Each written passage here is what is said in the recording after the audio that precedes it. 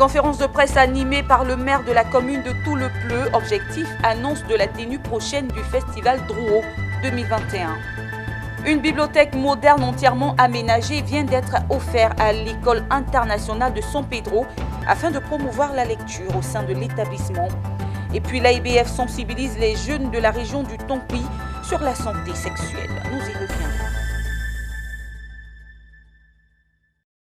Et voilà pour les titres. Merci de nous rejoindre pour le journal. Le maire de la commune de Tout-le-Pleu, membre du comité d'organisation du festival Drouot, entouré de plusieurs membres conseillers municipaux, a animé une conférence de presse récemment à Abidjan. Un seul point à l'ordre du jour de cette rencontre avec les journalistes, l'annonce de la tenue prochaine du festival Drouot 2021 à Tout-le-Pleu, précisément dans la localité de Guéhé. Pierre Tebeu, Richard Akeke nous font le point. L'édition 2021 du festival Drouot va se tenir le samedi 2 janvier à Guélé, un village situé à 4 km de la ville de Tout-le-Pleu, un département de l'ouest de la Côte d'Ivoire dont les autochtones sont les Guéris. C'est le riche patrimoine traditionnel et culturel oué en général et celui de cette partie de l'ouest du pays qui sera mis en valeur. Cette édition sera soutenue par le conseil municipal de la mairie de Tout-le-Pleu. L'annonce a été faite lors de cette conférence de presse par le maire lui-même, membre du comité d'organisation. Pour nous, en tant que mairie, notre mission c'est de construire la ville. Et ça, nous le faisons. Mais notre mission aussi, c'est de mettre la joie dans le cœur des parents, c'est de faire danser les parents, c'est de nous retrouver, c'est de manger ensemble et c'est de faire découvrir surtout aussi tout ce que nous avons comme richesse culturelle. Et donc Diélé, qui est donc un village à 4 km de Tout-le-Pleu, va donc abriter la 50e édition de sa fête annuelle qu'on appelle Drouot. Ce festival qui se tient depuis 5 décennies a été créé pour la promotion de la riche culture guélé. Il présente aussi son patrimoine traditionnel. Le président du comité d'organisation déroule le programme de Drouot 2021.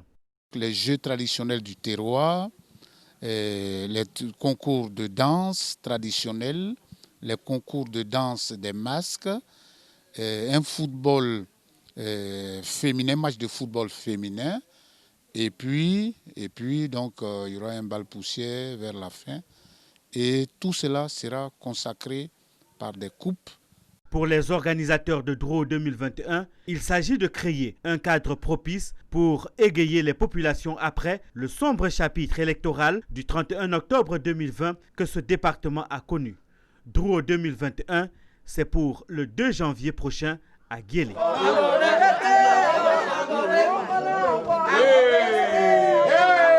Célébrer les meilleurs étudiants dans les filières de formation et le mérite du personnel enseignant, c'est là tout le sens de cette cérémonie de distinction organisée par l'Université de Mans.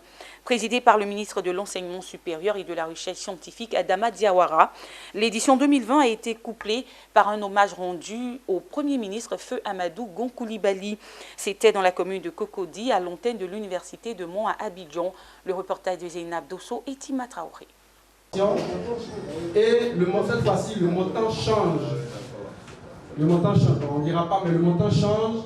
Cette distinction est le fruit de leur détermination. Après avoir obtenu les meilleures notes dans les différentes filières de formation, 11 étudiants des niveaux licence et master de l'Université de Mans ont été récompensés.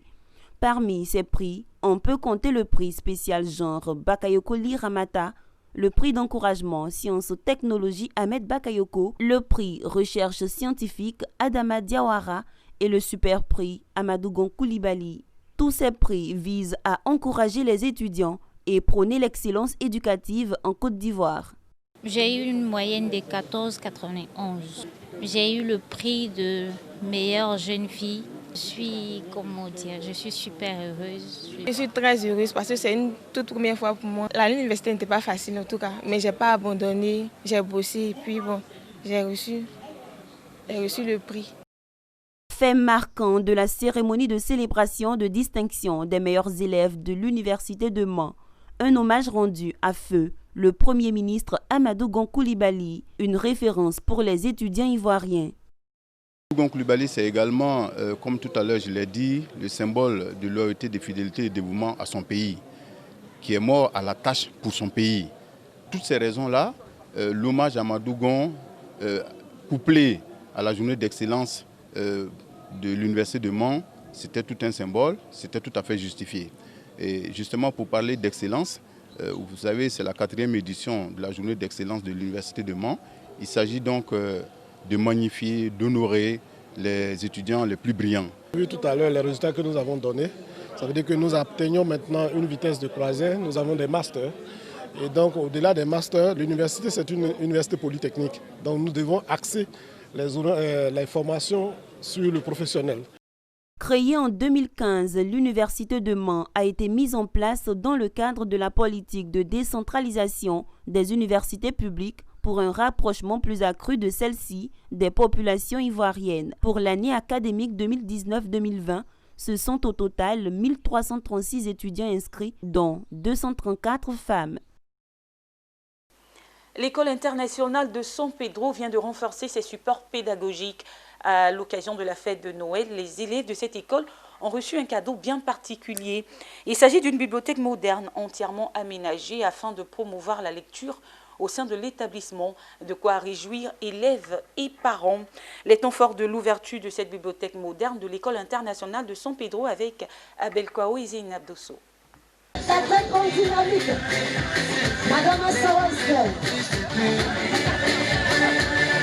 Ce vendredi, il régnait une bonne ambiance à l'école internationale de San Pedro. Un arbre de Noël à l'intention des élèves organisé par la direction.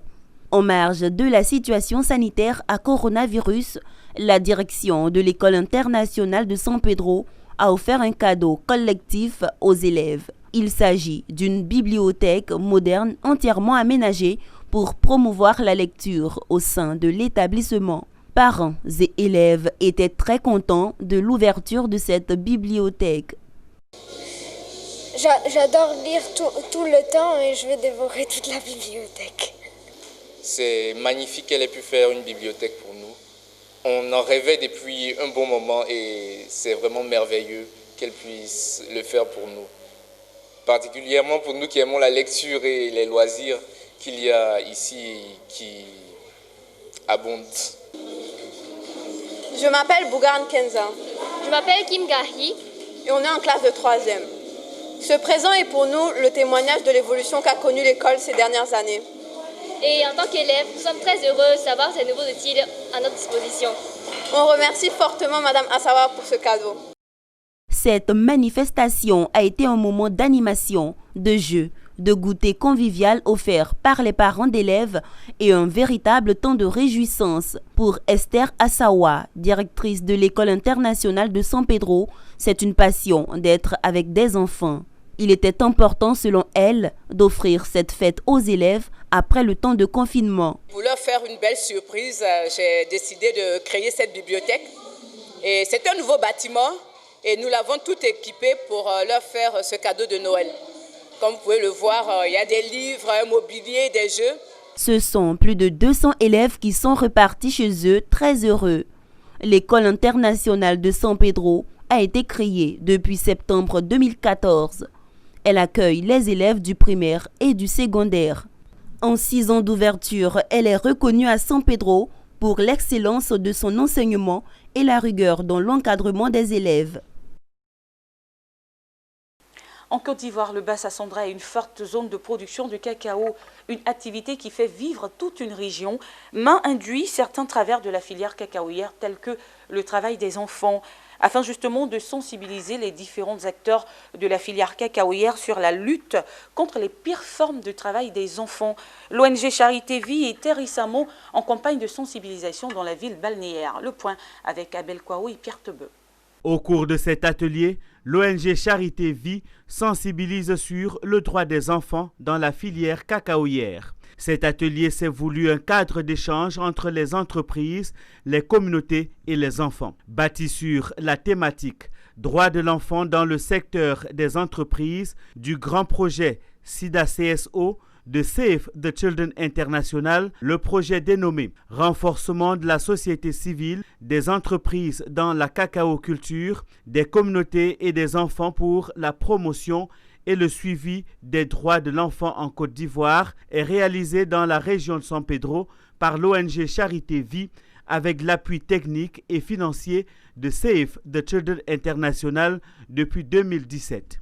Cet atelier avait pour objectif d'amener les communautés et les enfants à encourager le secteur privé à mettre en œuvre des principes régissant les entreprises en matière de droits de l'enfant.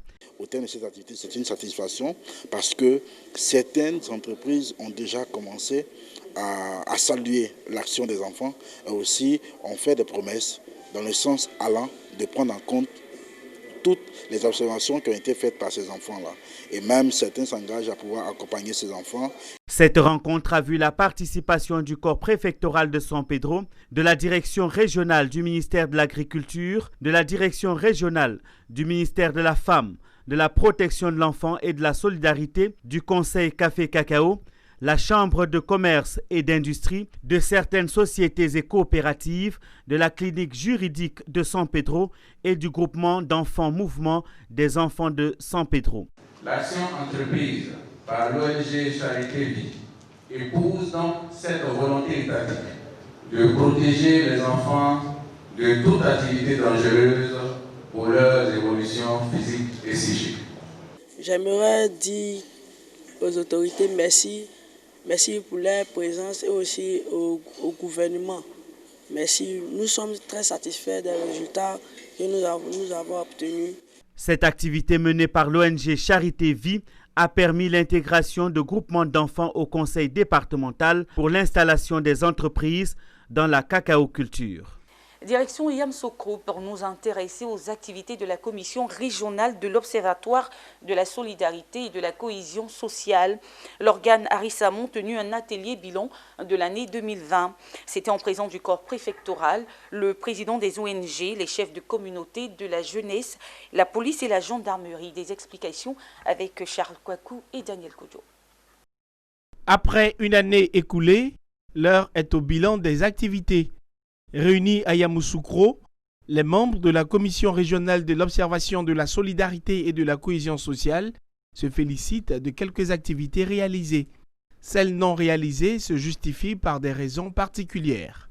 On est entré dans l'ambiance des élections présidentielles. Également, les élections, on dira que ne se sont pas bien déroulées à Yamoussoukro et tout ça a causé des soucis, a causé des difficultés, ce qui a fait que cette année, véritablement, nous reconnaissons que nous n'avons pas pu tenir notre programme. Je pense que c'est une bonne initiative de s'arrêter, de faire un bilan sur la cohésion sociale à Yamoussoukro. Parce qu'il y a beaucoup de choses qui se sont passées dans cette année 2020, surtout cette période électorale qui a occasionné beaucoup, qui a surtout fragilisé le climat social. Et il est bon de faire un bilan de tout cela, voir ce qui a marché, ce qui n'a pas marché, qu'est-ce qu'il faut faire pour revenir à une paix durable. Au total, 25 commissions régionales ont été installées de 2018 à 2020.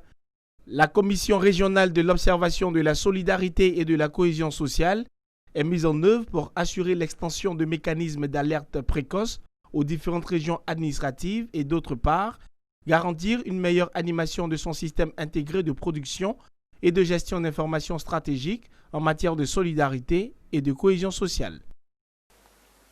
La question du genre était au cœur d'un atelier dans la mise en œuvre du projet de pôle agro-industriel de PAI Bélier. En vue de mettre en œuvre la déclaration d'égalité hommes-femmes liée au projet, l'équipe de ce projet, en collaboration avec le ministère en charge du genre, organise un atelier de renforcement des capacités des partenaires techniques sur l'approche du genre. Charles Kouakou et Walter Kofi nous permettent d'en savoir un peu plus. Renforcer les capacités des partenaires techniques du projet de paix Bélier sur l'intégration systématique du genre dans les différents domaines d'action du projet. C'est l'objet de cet atelier initié par la direction régionale en partenariat avec le DPE Bélier.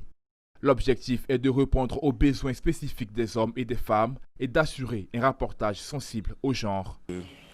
Mettre tous les partenaires du projet DPE Bélier à niveau, de leur donner un peu les rudiments du genre.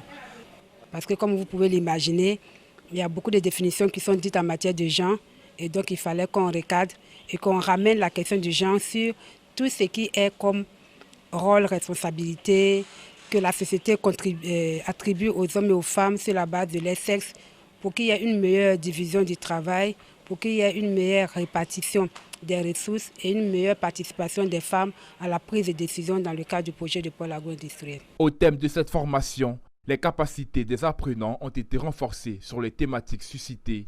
Ils sont désormais plus sensibles sur la question du genre dans la mise en œuvre des activités. Ils sont aussi capables de comprendre les concepts de genre et d'inégalité de genre et aussi de comprendre l'approche et de développer les réflexes de concertation pour une meilleure intégration du genre. Cette clarification lors de l'atelier nous a permis de comprendre que le genre, c'est le fait de la société et que le sexe, c'est un fait naturel.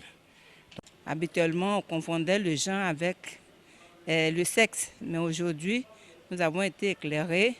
Le projet de pôle agro-industriel de la région du Bélier, de Paix-Bélier, est un projet initié par l'État de Côte d'Ivoire dans le cadre de la mise en œuvre du programme national d'investissement agricole. L'association ivoirienne pour le bien-être familial sensibilise les jeunes de la région du Tonkpi.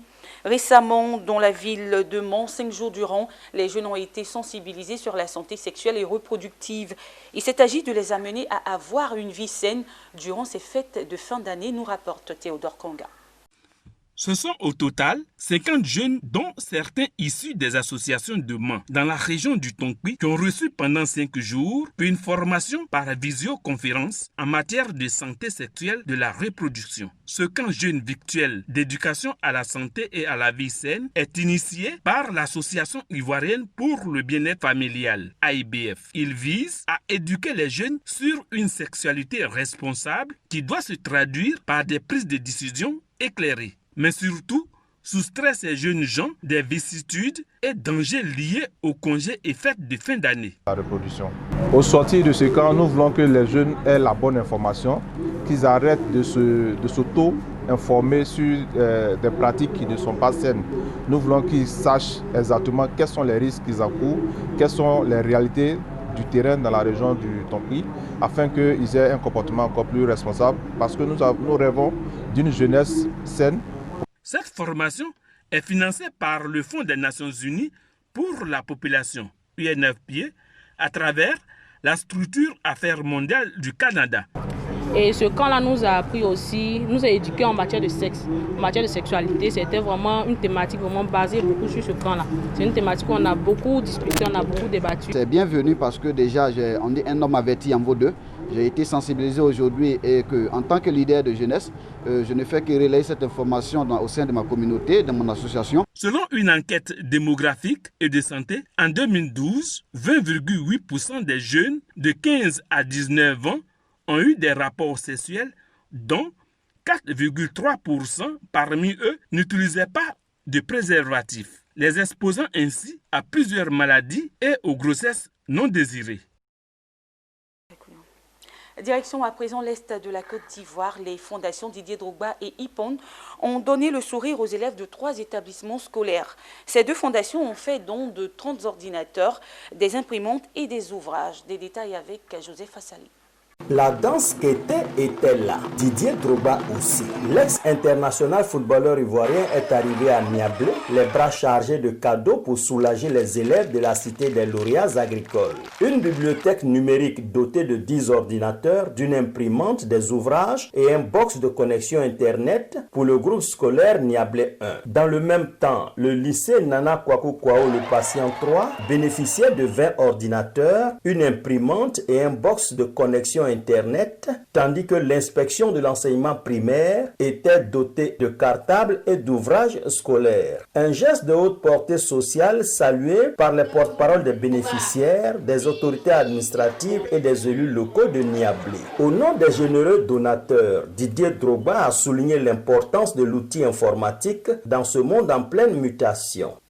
Beaucoup de pays ont pu démontrer l'importance du numérique dans cette période difficile de Covid que le monde entier traverse. Les cours, grâce aux ordinateurs, grâce aux applications qui ont été créées, ont permis aux enfants de garder le contact avec cette éducation si importante. D'autre part, Didier Drogba a été intronisé prince avec pour nom de règne Nana Morokro III. Fort donc de ses nouveaux attributs, il a lancé cet appel aux populations. Je viens pour vous apporter à vous et à toute la Côte d'Ivoire ma compassion dans ces périodes difficiles qu'on a traversées. À notre fils qu'on a perdu ici lors des émeutes, on ne l'oublie pas et on doit prier pour ne plus que nos enfants subissent le même sort. Je ne suis pas politicien, je suis ivoirien. Nous sommes tous ivoiriens. C'est vrai, on fait tous la politique chez nous, on a un avis, on a une pensée, mais au fond, qu'est-ce qu'on souhaite? C'est que la Côte d'Ivoire aille bien. Donc vraiment, je vous remercie pour toute la diplomatie dont vous avez fait preuve pendant toute cette période. Les forces de l'ordre aussi qui ont joué leur rôle. Au-delà des ethnies, au-delà de nos diversités, on est un seul et même peuple. Il y a des divergences, des désaccords, des incompréhensions, des injustices de part et d'autre. Mais au fond, on doit s'asseoir, on doit dialoguer, on doit échanger, on doit se comprendre. Et surtout cette jeunesse, c'est à vous que je m'adresse, cette jeunesse, on n'a qu'un seul pays, restons unis. D'autre part, Didier Drogba a promis d'être présent à la prochaine fête des Ignames à Niablé. Ainsi se referme ce journal préparé par l'ensemble de la rédaction. Merci de l'avoir suivi et bon début de semaine à toutes et à tous. Au revoir.